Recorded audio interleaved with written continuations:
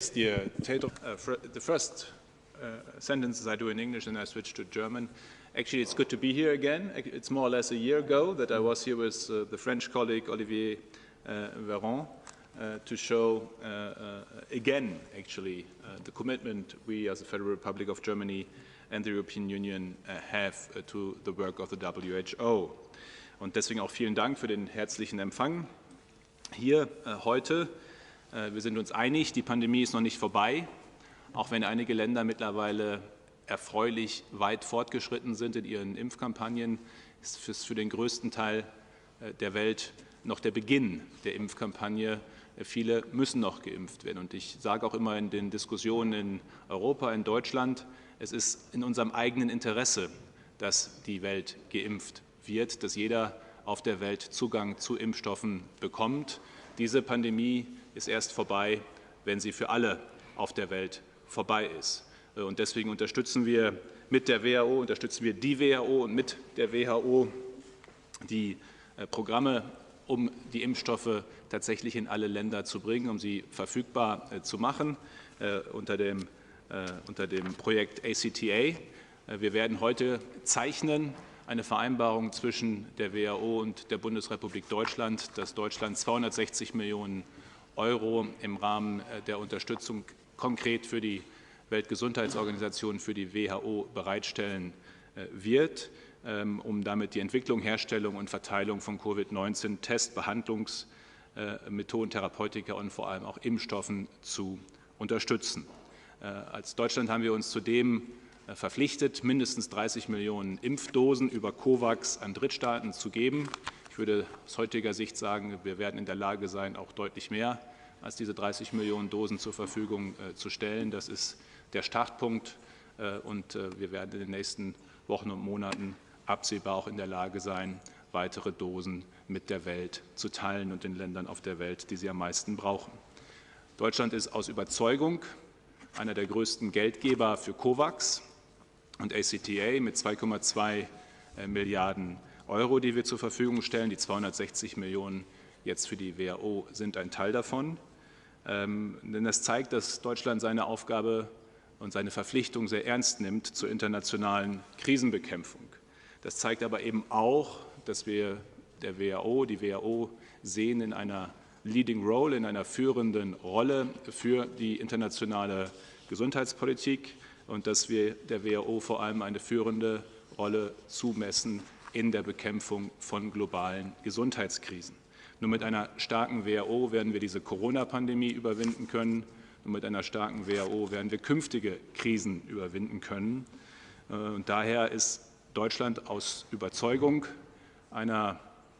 mittlerweile der größte Geldgeber für die Jahre 2020 und 2021 für die WHO. Knapp 1 Milliarde $ stellt die Bundesrepublik Deutschland in den Jahren 2020 und 2021 der WHO für ihre Arbeit zur Verfügung und ist damit mittlerweile tatsächlich der größte Geldgeber. Das ist für mich aber erstmal ein Anlass zur Freude, aber ich möchte das mit einer Ermunterung verknüpfen, auch an alle anderen Mitgliedstaaten. Die WHO kann nur so gut sein, wie wir sie auch sein lassen als Mitgliedstaaten, wie wir sie ausstatten, auch in den Ressourcen und auch in den finanziellen Ressourcen. Und wenn die WHO auch nur ansatzweise in der Lage sein soll, all die Anforderungen, all das, was auch an Aufgaben ihr zugeschrieben wird in dieser Pandemie und darüber hinaus tatsächlich zu erfüllen, dann muss sie eben auch entsprechend finanziell ausgestattet sein.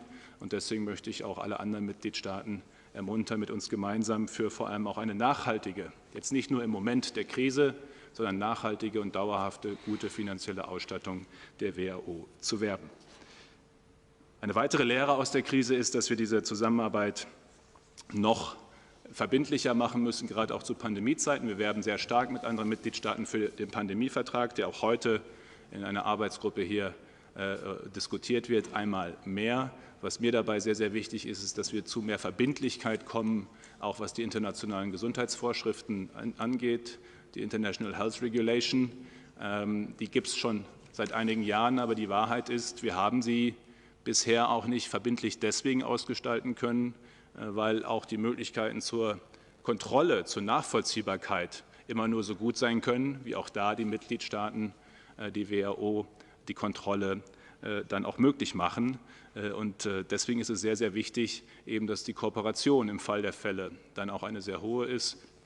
Zum einen, um die internationalen Gesundheitsvorschriften zu überprüfen, aber auch im Fall eines Ausbruches einer Krise dann entsprechend eingreifen zu können. Und deswegen bin ich dankbar, dass es eine erste Untersuchungsmission gegeben hat in China, in Wuhan, zum möglichen Ursprung des Virus. Ich möchte aber sehr dafür werben, dass das jetzt tatsächlich die erste Phase war, dass weitere Untersuchungen folgen. Wir haben ein hohes Interesse daran, die internationale Weltgemeinschaft, dass der Ursprung dieses Virus nachvollzogen werden kann.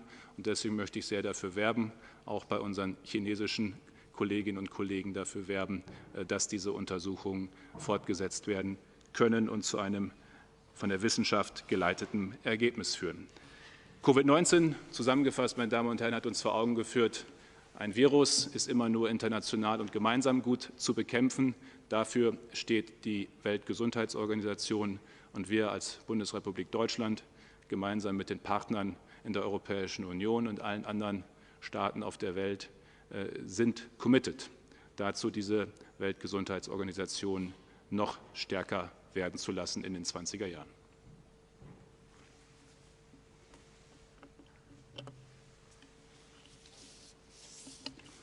Thank you so much. And vielen Dank, Jens. As I think everyone knows, Germany has been one of the leading lights in the fight against the pandemic globally, under your leadership and that of Chancellor Merkel. Since 2020, Germany contributed close to $750 million to WHO, including more than $500 million to support the COVID-19 response. And as Minister said, Germany is the largest contributor to WHO. Germany was also one of the main drivers behind the formation of the Access to COVID-19 Tools Accelerator last year. And we're very grateful for the further contribution of 260 million euros and 30 million vaccine doses that Minister Spahn has just announced. We'll be signing the agreement under the WHO Strategic Preparedness and Response Plan after today's press conference. This support comes at a critical time, with cases and deaths increasing globally. So thank you so much again, Minister Spahn. Vielen Dank. As you know, the WHO Emergency Committee met yesterday and will publish its statement shortly. And I would like to thank Professor Didier Houssin, the chair of the committee, for his leadership and for joining us today. The committee has expressed concern that the pandemic is being mischaracterized as coming to an end when it's nowhere near finished. It has also warned about the strong likelihood for the emergence and global spread of new and possibly more dangerous variants of concern that may be even more challenging to control. The committee also expressed deep concern about the level of funding for WHO Strategic Preparedness and Response Plan for COVID-19, which constrains WHO's ability to coordinate the global response to the pandemic, particularly in terms of having the flexibility we need to move at the speed this virus moves. And the committee has called on all countries to support WHO's call to vaccinate at least 10% of the population of every country by the end of September. These donations announced by Germany today are another step towards reaching those targets. So my heartfelt thanks to Germany and vielen Dank again. But what I find even more encouraging is not just Germany's short-term support, but it is long-term vision. Together, we will end this pandemic, but our horizon must be further, and our ambition must be higher as we work together to prevent, detect, and respond rapidly to future outbreaks with pandemic potential. One of the clear lessons of this pandemic is that the world needs a strong and sustainably resourced WHO at the center of the global health architecture. Germany has been a driving force in advocating for a stronger WHO, but also in making it happen. You have truly walked the talk. And there is a big difference now between your visit last June and this time, almost a year. I also welcome Germany's support for the idea of an international pandemic treaty. Today, a working group of WHO member states is meeting to consider this idea and others to strengthen global health security. If the world continues down the same road, it will continue heading towards the same destination, which is an unsafe world, and another devastating pandemic is inevitable. We need a new approach and a new way of doing things. A treaty would provide a platform for closer international cooperation on preparedness, detection, and response.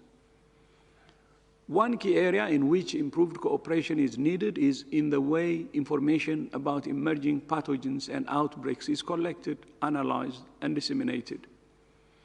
In May, Minister Spahn joined me to announce the creation of a new WHO hub for pandemic and epidemic intelligence in Berlin, which will open in September of this year.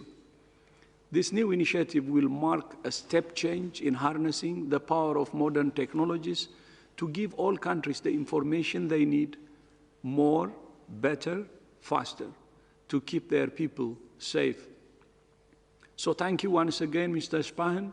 We're in a critical moment, not just in terms of this pandemic, but in terms of the future of global health security. Germany's support and collaboration is incredibly valuable. Thank you and vielen Dank. Before we move to questions, I would like to invite Professor Houssin to make a few remarks about the outcomes of yesterday's emergency committee. Professor Houssin, you have the floor. Merci, Monsieur le Directeur Général, Monsieur le Ministre, chers collègues, Mesdames, Messieurs. Effectivement, la situation aujourd'hui, telle qu'elle est appréciée par le comité d'urgence, n'est pas bonne. Les tendances récentes sont préoccupantes. 18 mois après la déclaration d'une urgence de santé publique de portée internationale, nous continuons à courir après le virus et le virus continue à courir après nous. Et pour maintenir une approche globale, il est difficile face à un phénomène global, maintenir cette approche globale est un enjeu difficile à surmonter. En effet, la trajectoire du virus et les différences entre les États membres sont une source importante de cette difficulté. Alors, je remercie tout d'abord le secrétariat de l'OMS pour la qualité des informations qui ont été fournies au comité d'urgence et je remercie également les membres de ce comité pour les recommandations qu'ils ont pu exprimer aujourd'hui. Alors, ces recommandations sont de deux natures. Il y a des recommandations d'une part pour le secrétariat de l'OMS. Il est clair que le leadership reconnu, l'expertise technique de l'OMS est une donnée essentielle face à un événement de ce type. Nous n'avons qu'une seule organisation mondiale de la santé et c'est une entité qui a une vue globale, qui a les capacités techniques et le statut politique pour faire face à ce type d'événement.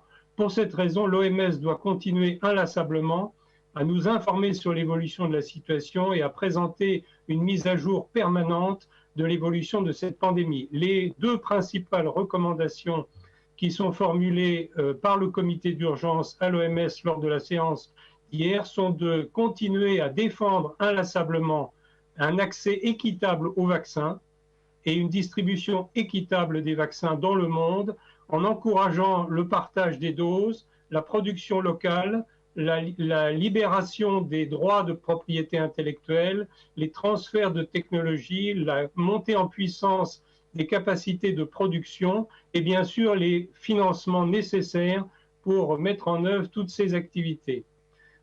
Il est également essentiel d'être très attentif à ne pas se laisser détourner par des initiatives qui pourraient aggraver l'inéquité dans l'accès aux vaccins. Je pense en particulier aux incitations dans certains pays à utiliser une booster dose, qu'on appelle booster dose, c'est-à-dire une troisième dose, alors qu'aujourd'hui les données scientifiques ne le justifient pas véritablement si l'on considère la situation au niveau mondial.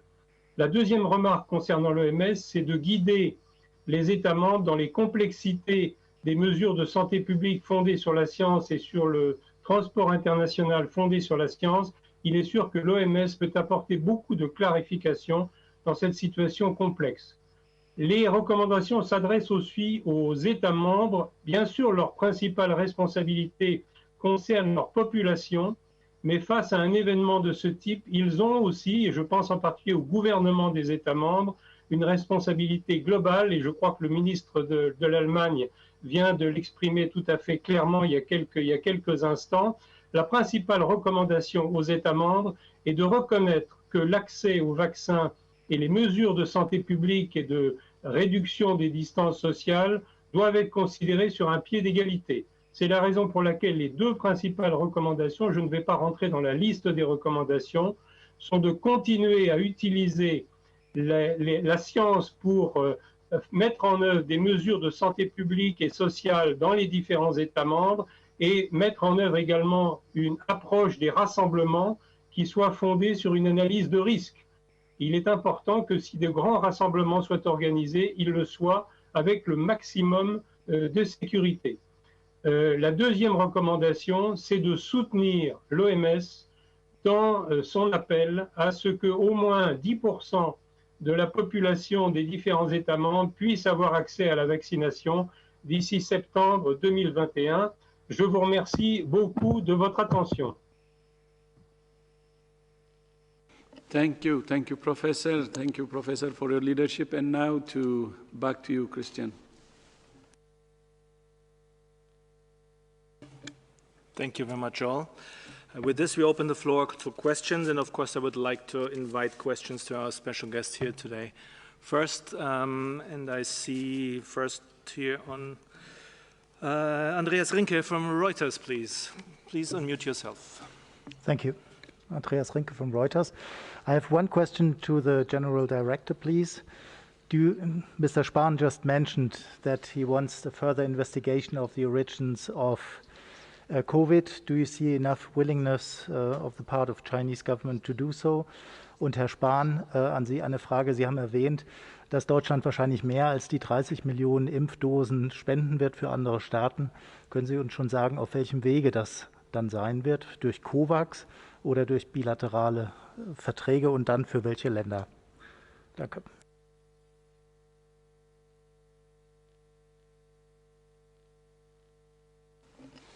Okay, thank you. On the, I think the question to me is the origins.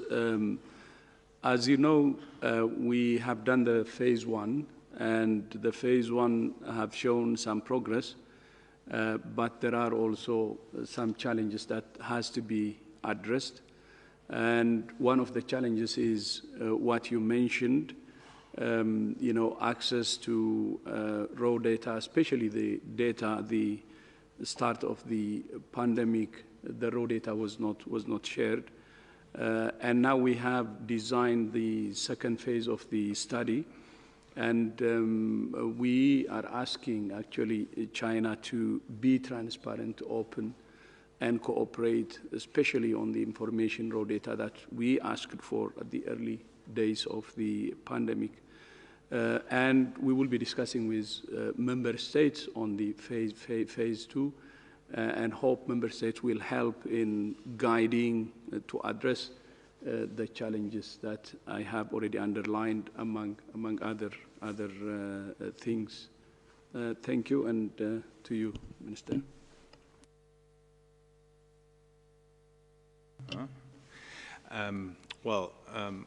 Actually, in general, there are 3 lines we are working on. First one is short-term, to actually give doses that are not needed for our national campaign to COVAX. That's actually the way we prefer for most of the donations we do through COVAX, and some bilateral donations in addition, which might be around 20% of the whole quantity. These are mostly focused to the Western Balkans, to the Eastern Partnership like Ukraine, Namibia, and other countries actually we are in talks with, but 80% at least will go through COVAX. That's the commitment we made, and that will remain. If and how many doses we can add to the 30 millions, we will see in the upcoming weeks. We are lucky enough that our vaccination campaign is making good progress, so we will be able to give doses to other countries in need. Actually, our approach from the very beginning was we will bet on different horses, as I always said it, because no one of us knew actually which vaccine will really make it to approval. So we have contracts through the European Union with many of the different sellers, producers of vaccines. So actually there will be a surplus, and that one we want to share with the world. First step is 30 million. How many more, I can't tell you yet, but I'm very sure it will be more. Second line is the financial contribution we give to COVAX, the additional, or the 2.2 billion and 260 million as we will sign today to WHO of it. And the third one is the cooperation. That's more medium and long-term commitment. It's the cooperation with states, especially in Africa, that want to build up production capacities on their own. 99% of the vaccines used in Africa for all different diseases are not produced in Africa. And so we want to support, in good cooperation with companies like BioNTech or CureVac from Germany, we want to support other countries to build up production capacities, but obviously that is something for the mid and long term. Thank you both very much. Next question goes to Corinne Gretler from Bloomberg. Corinne, please unmute yourself. Hi, thanks for taking my question. I also have a question about the origin study, one for Mr. Tedros and one for Mr. Spahn. Is the lack of the raw data the biggest issue that's kind of hampering moving forward with the origin study? What are the other challenges? Yeah, and basically, you know, you say you're discussing this with member states and asking China to be transparent. Sometimes, I guess, you know, it feels a little bit like the momentum has lost steam and maybe fizzling out. I just kind of want to see, you know, what your take is on that, Mr. Spahn.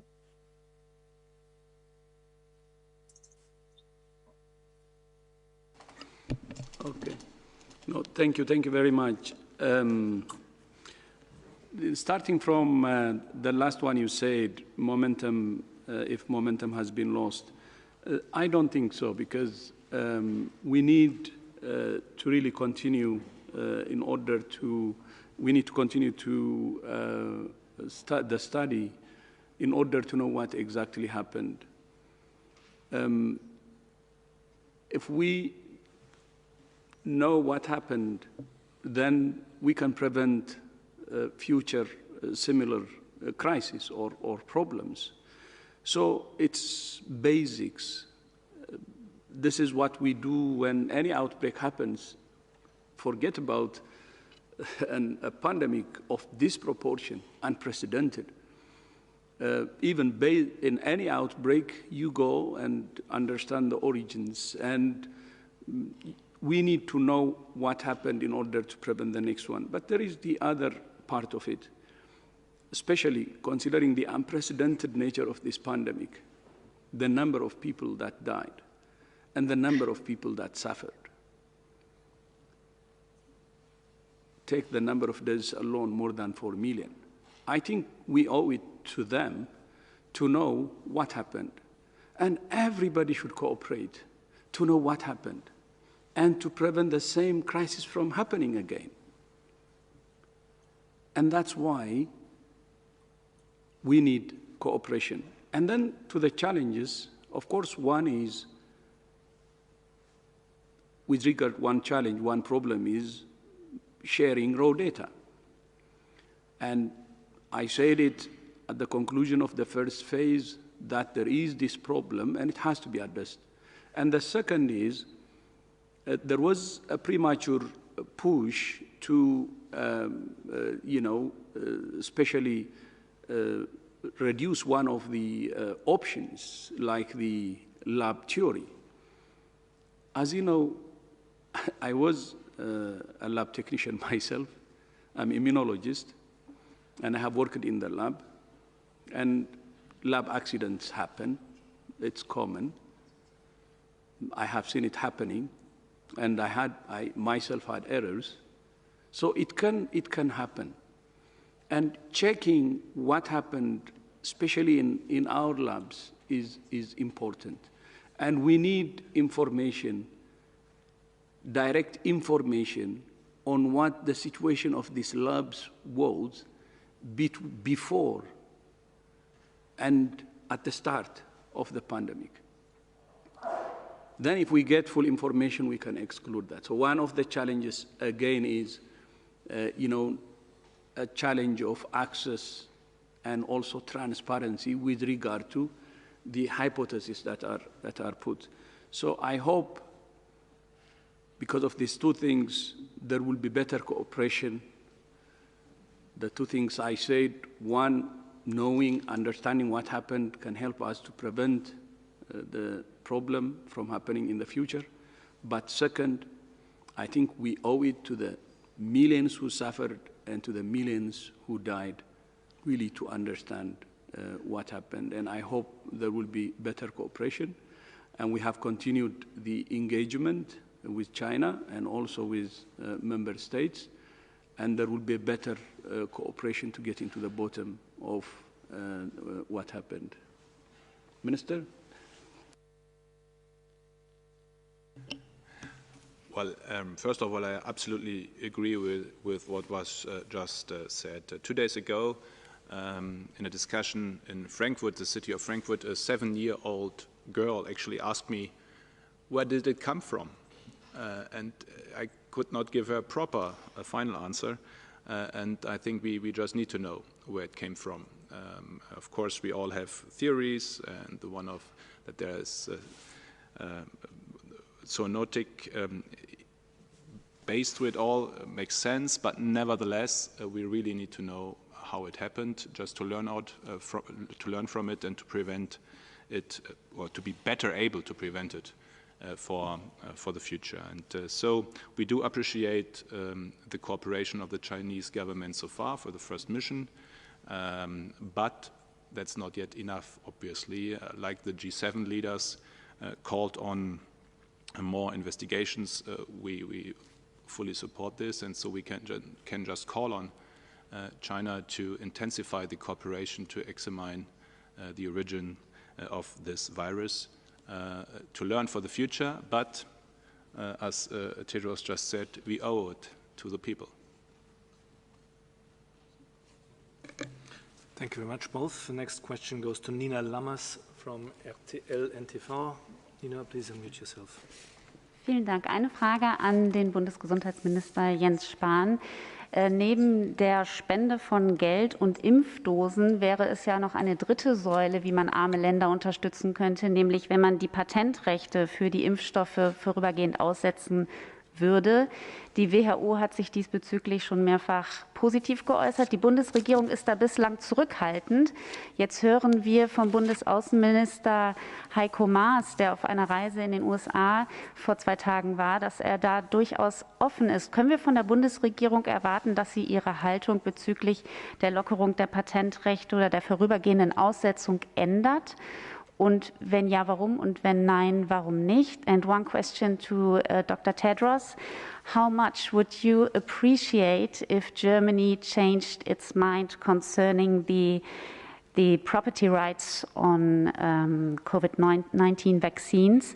And also another question to both of you. Some people say that the imbalance between the rich and the poor countries is now increasing as the rich countries are now giving third vaccines, like, for example, Israel and also Germany might do it soon.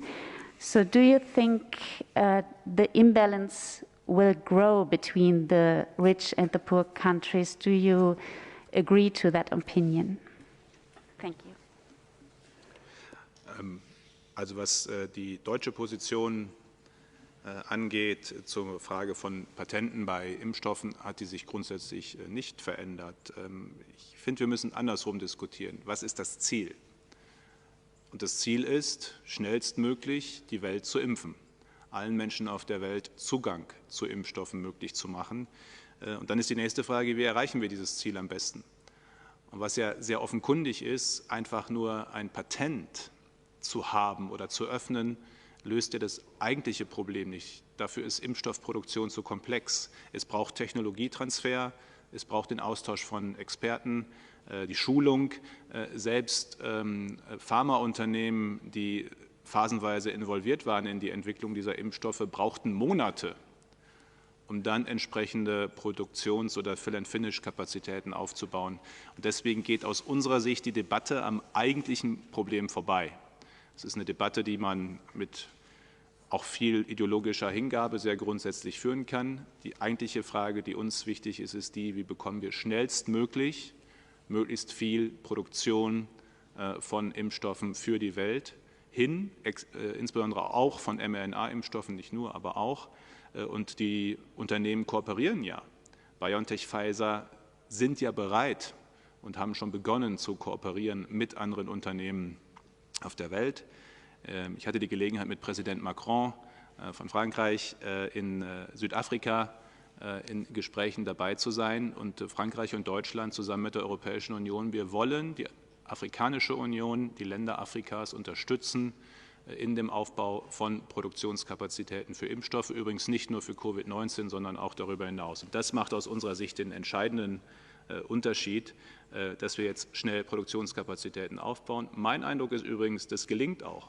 Wir werden so schnell wie nie zuvor in der Lage sein, im Laufe der nächsten Monate Millionen, Hunderte Millionen von Menschen auf der Welt, und zwar allen Teilen der Welt, zu impfen. Und wir werden alles dafür tun, dass das auch schnellstmöglich weiter vorangetrieben wird. Die Frage der dritten Impfung, der Boosterimpfung im Verhältnis zu Erstimpfungen in anderen Ländern. Ich habe gerade Südafrika erwähnt. Als ich dort war, vor 4, 5 Wochen, hatten wir in Deutschland eine Diskussion darüber, ob wir 13- oder 15-Jährige nun impfen oder nicht, weil die Zulassung gerade da war für den mRNA-Impfstoff. Und es ist schon eine Situation, wo man merkt, wie privilegiert wir in Europa sind, in einem Land zu sein, wo noch nicht die Möglichkeit war, auch nur 1% der Bevölkerung zu impfen. Und gleichzeitig diskutieren wir in Europa, in Deutschland darüber, die 12- oder 15-Jährigen zu impfen. Das zeigt, in welcher privilegierten Situation wir sind. Und deswegen muss man das auch offen und auch kritisch, wie Herr Professor Husseini es gerade gesagt hat, natürlich diskutieren. Aus meiner Sicht brauchen wir aber beides, auch um Akzeptanz zu behalten. Wir impfen die Welt aus eigenem Interesse, aus humanitären Gründen, aber auch aus eigenem Interesse.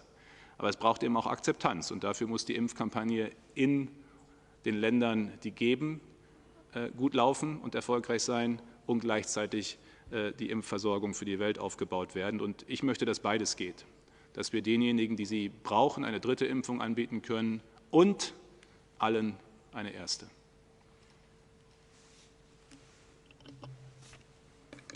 Thank you very much. And I'm looking around, maybe Mike Ryan wants to add.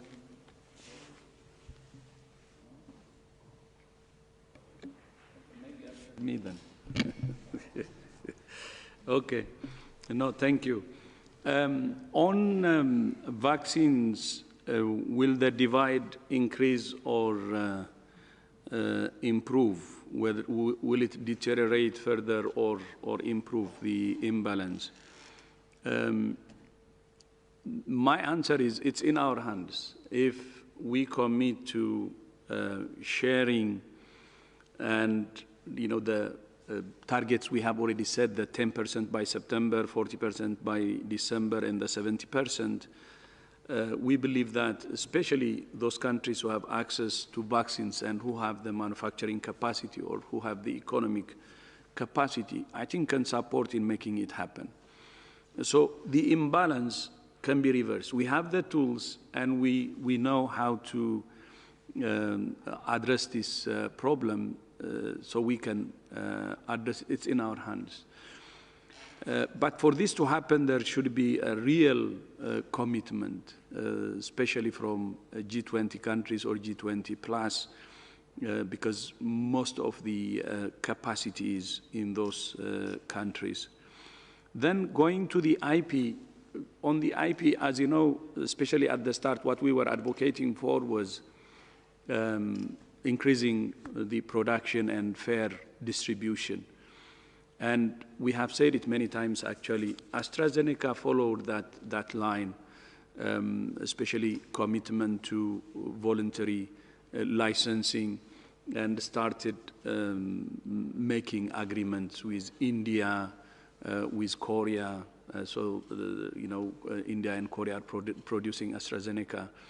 And now Australia, Japan, Thailand are also producing soon. And we expect more countries. If the other companies have done the same thing, we could have better volume to share. So at the end of the day, the issue is, how do we have an enough pie to share? So if it was addressed using voluntary licensing, or the hub we used, the patent hub, if they contributed their technology to that hub and then production increased and we have better pie to share, there was no need even to raise the IP if there was enough to share. The problem now is, after pushing in that direction, there was no response except from one company, basically. And because of that, there is a problem now. There is a market failure. There is a market failure. So when there is a market failure, there should be someone who should intervene to address it. So those who will intervene to address it will be those who have the capacity in manufacturing capacity, or those who have the multinational companies. And one way to do it is the IP waiver. And that's why we're pushing for IP waiver. But when we say IP waiver, it's not to really snatch the property of the private sector. As WHO, we really appreciate the private sector for what they have done. It's a historic record to have a vaccine in less than a year, and they have to be appreciated. And at the same time, not only appreciation, when we ask for IP waiver, the proposal from WHO is the high-income countries can take or can give some incentives to those companies as part of their stimulus package. So that could really help them, to address any financial losses that they may have. So the incentive could be one. On the other hand, the companies have social responsibility as well, because this pandemic is unprecedented. And it has happened almost after 100 years. And the IP waiver is, the provisions for IP waiver was to use it during this unprecedented situation or emergency situation. So having, some social responsibility from the companies will be important. And from the parties who are now negotiating in WTO, I think there could be a balance, especially if there is an agreement in IP waiver, it could be for a limited period. For instance, instead of opening it without any limited period, it could be for a year or two, and it could be for a specific product like the vaccine. So there could be a balance that can help address some of the challenges, but at the same time moving forward. So at the end of the day, though, the key is making sure that we have enough vaccines to achieve those targets. If I take the highest target, which we want to achieve by mid-next year, is the 70%.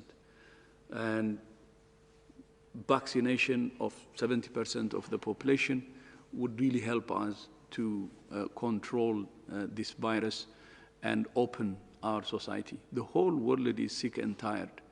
And I think we need to really have a commitment to that 70%, so we have enough vaccination to open up the world and we have our lives and livelihoods back. Thank you. Christian.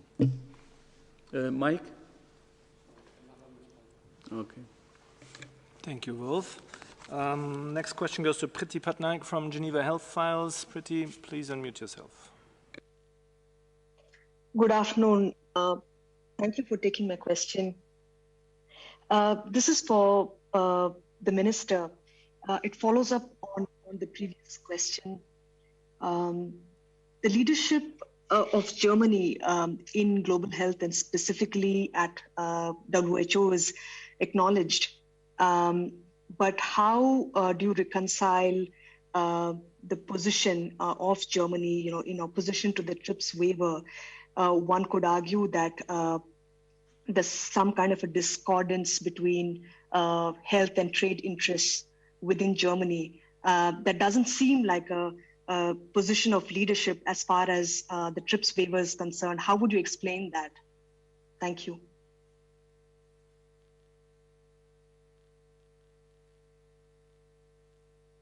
I'm still practicing with this micro, but now it's working. Thank you very much. Actually, again, what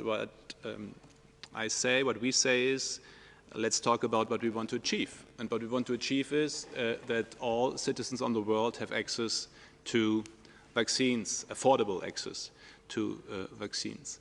And then the question is, how is that reached? And we don't think that only changing TRIP waiver or the framework here, or to open it up, or even to enforce something there would really make that difference.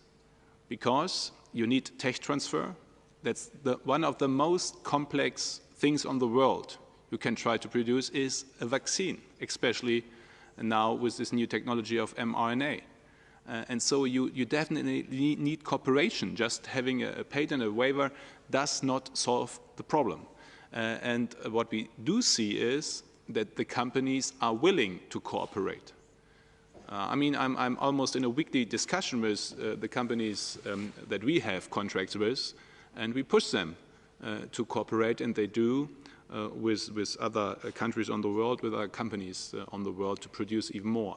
And I wouldn't wonder if in the next year we will have more or less an overcapacity of mRNA production, which is good actually, then we have enough, but there are so many corporations on the way that actually what we want to reach, what we want to achieve can be achieved without inflicting with these waiver regulation that is there. And I mean, Tedros just made it clear. These were companies, these were people with their research, with their engagement for years, by the way. It was not invented within some months. This was a 10, 15 years journey to develop this mRNA technology that is now for the first time used for this vaccine. That should be appreciated. And of course, you appreciate it by intellectual property. And so if we would not be able to reach the goal without this debate of how to change the TRIPS approach and patent waivers, then we would be on the way with you or with many others. But we can reach it without. So why put this burden of this ideological debate on this? Instead, we should just solve the problem and bring vaccines to the people. Thank you very much, Minister. Next question goes to Hagen Strauß from Rheinische Post. Hagen, please unmute yourself. Ja, vielen Dank, dass ich die Frage stellen darf. Eine Frage an den Herrn Generaldirektor. Minister Spahn hat ja an andere Länder appelliert, mehr Finanzmittel zur Verfügung zu stellen. Würden Sie sich diesem Appell anschließen und an welche Länder würden Sie ihn richten?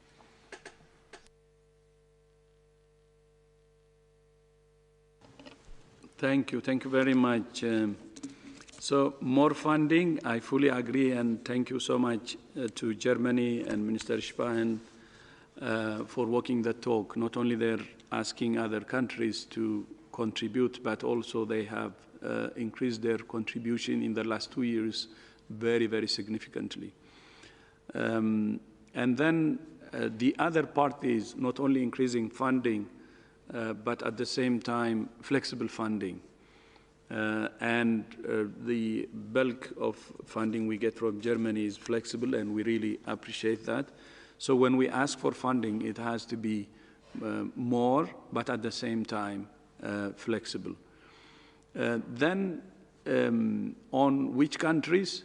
We're asking actually all countries to contribute. As you know, we have a working group now composed of member states. It's chaired by a German colleague, Björn Kummel, and it has been there for some months now. And one of the recommendations actually they're putting together is increase in assessed contribution. And if it's assessed contribution, then many countries, almost all member states will be involved. And that will be a very important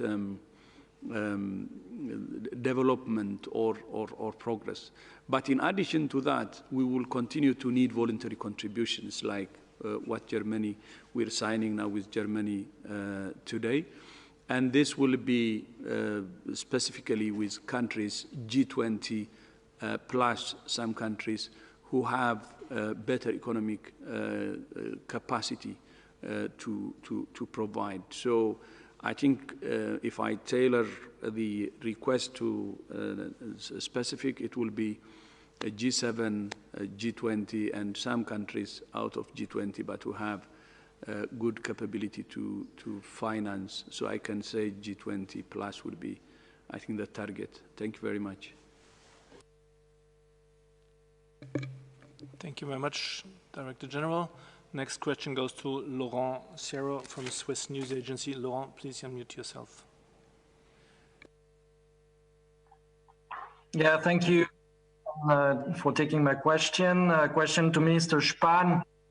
Federal Chancellor Merkel said that Germany won't go for a mandatory vaccination of health workers and critical people as France decided to do. And it seems now that every European country is facing the period where they have to convince the most skeptical part within the population. So what kind of new concrete steps are you going to take in the next few months in order to convince these people to reach that part of the population? Thank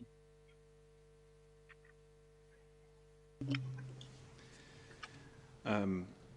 Das stimmt, das ist eine Situation, in der jetzt viele der Impfkampagnen also in vielen Ländern kommen, und ich glaube irgendwann wahrscheinlich in allen Ländern nach und nach. Zuerst werden diejenigen geimpft, die natürlich unbedingt geimpft werden wollen, die sich aktiv bemühen um eine Impfung, die auch gut erreicht werden können. Wir erreichen jetzt die Phase, wie andere Länder auch, wo es um diejenigen geht, die sich nicht aktiv bemühen, die aber erreicht werden können, mit der Gelegenheit, mit dem Angebot, mit der Information. Und deswegen wollen wir gemeinsam mit im föderalen Deutschland, den Bundesländern, aber vor allem auch den Städten und Gemeinden, mit Vereinen, mit Verbänden, die Bundesliga ist bereit mitzumachen, um ein Beispiel aus Deutschland zu nehmen, sehr niedrigschwellige Angebote machen, Sportplatz, Marktplatz, neben der Kirche, neben der Moschee, und möglichst viele überzeugen, Gelegenheit macht Impfung. Das ist sozusagen das Motto in dieser Phase der Kampagne.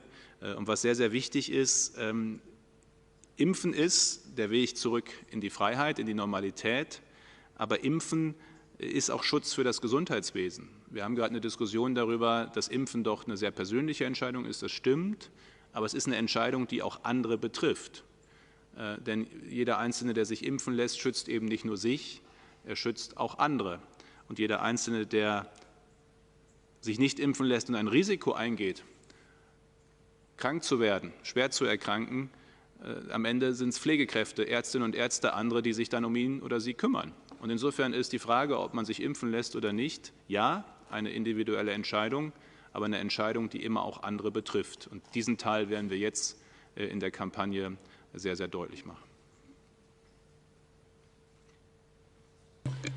Herzlichen Dank. Thank you very much, Minister Spahn. With this, we reached the end of our press briefing. I thank all very much. And before I give the floor to Dr. Tedros for closing. I'll invite Dr. Mike Ryan for some closing remarks on Dr. Ryan. Thank you, Christian. And greetings, Minister Spahn, welcome. I remember the first time we met was frontline of an Ebola response together, and shows again the commitment of Germany to seeing what happens and goes on the ground and the realities of epidemic containment in the front line. Again, just to note that Germany is the largest contributor to the contingency fund for emergencies that WHO maintains, which represents the fastest, globally the fastest response mechanism financially to emergencies. And we continue to use that fund day in, day out. This increases the speed, efficiency, effectiveness and life-saving quality of our interventions. Secondly, just again, the collaboration we're currently working on for the WHO Pandemic Intelligence Hub in Berlin is superb. And we have a huge opportunity together to build with other partners from all around the world the sort of platform that will take us forward from to another level, a completely different level on our ability to collect, analyze and develop insights from ever more complex data from multiple sources. And I think it leverages off really the Berlin and its environment, which has really established itself globally as a leader in this field. And we hope that this collaboration will lead to better tools, better data, better decisions, and better outcomes for people during epidemics and future. And just one final word on the origins studies. I wanted to come in at the time. Because there was a question about continuity in phase 1 and phase 2. And I think it's important to recognize that the phase 1 studies were carried out by a hugely dedicated, tremendously courageous, massively patient group of international scientists who came together at the invitation of the Director General and worked tirelessly under incredible pressure, incredible duress, and produced a high-quality report that represents the basis on which we can now move forward into phase 2. It's important to recognize, too, that they have built important relationships and trust with equally competent Chinese scientists and counterparts on the other side. Those scientists and the further scientists that we will involve as we try to build a more formal and standardized and collective approach to origin studies. I think one thing we've all learned in this process, the issue of the origins of viruses, as we've all seen, are not purely scientific. There are other issues that come to bear. And we need to recognize those in future, and we need to create a safe and permanent space in which the science and the understanding, as the DG said, we need to understand the origins because we need to know how to prevent the next one. But we also have to recognize that we live in a real world, and we have to try and create the platforms in which science can be successful, also recognizing the realities of the world around that science. The DG has done it before. Myself, Maria, many others here would like to do it again to thank the team of scientists on our side and our own WHO staff who participated and supported not only the phase 1 studies, but all of the work that went in before, all of the work that has gone in since in order to design the next phase of studies. We look forward to working with our Chinese counterparts on that process, and the Director General will outline measures to Member States, I believe, Katharina, tomorrow, on Friday. Tomorrow is Friday, I lose track of the days around here. In order to create a more stable and predictable process moving forward as we seek the answers that the Director General has laid out. But again, to say, we very much, this organisation depends so much on the quality of the scientists in all of your organisations, and they have done their job superbly, as I said, under a very challenging conditions. And the DG has outlined those challenges and is very clear in what needs to improve. But that issue does not lie at the foot of the scientists who did this work. Thank you very much, Dr. Ryan. Before I give for the closing remarks to Dr. Tedros, we'll be sending the audio files and the remarks of our special guests and Dr. Tedros right after the press conference. The full transcript will be posted again tomorrow morning on our website. Dr. Tedros. Thank you. So I don't need to have another summary to do, so I concur with Mike. And then I would like also to thank Jens, my friend, for joining us, and also appreciation to all the support from you and Germany, and vielen Dank. Then to Professor Ussa, for your leadership, sir, thank you so much for leading the emergency committee, and I hope the recommendations will help address some of the challenges we're facing now. And I would like to thank the media. We have, I think, colleagues from Germany this time. Thank you for joining. Vielen Dank. And see you in our upcoming press conference. Thank you so much. Thank you, Jens.